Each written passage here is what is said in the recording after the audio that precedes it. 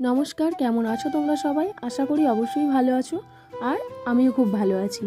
গতকাল আমার পাড়ায় এই বট আর অশ্বত্থ গাছের বিবাহবার্ষিকী অনুষ্ঠান ছিল, যেটা প্রত্যেক বছরই পালন করা হয়ে থাকে।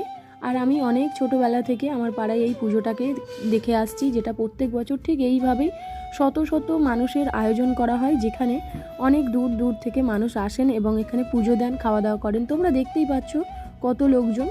আর আমরা এদিকে খেতে বসবো বলে এখানে লাইন দিয়ে দাঁড়িয়েছিলাম, কারণ এত লোকের আয়োজনে লাইন তো দিতেই হবে, নাহলে তো খেতে বসতে পারবো না। আর রাতটাও বাড়ছে, তো ফাইনালি এখানে লাইন দেওয়ার পরে আমরা আবার খেতে বসলাম। তো খেতে বসার পরে দেখলাম খাবার আইটেমে রাইস, আলুর দম, মিষ্টি, চাটনি ও পাঁপড় ছিল। তো খেয়ে খুবই ভালো লাগলো। আর তারপরে পুজোর এখানে চলে এলাম, কারণ ওখানে পুজো দেওয়া আছে, আমাদের ডালা দেওয়া আছে, সেটাকে নিতে হবে। আর তার মধ্যেই আমার দিদি তার বাচ্চার জন্য একটা খেলনা কিনে নিল। দেখো খেলনাটা কত সুন্দর।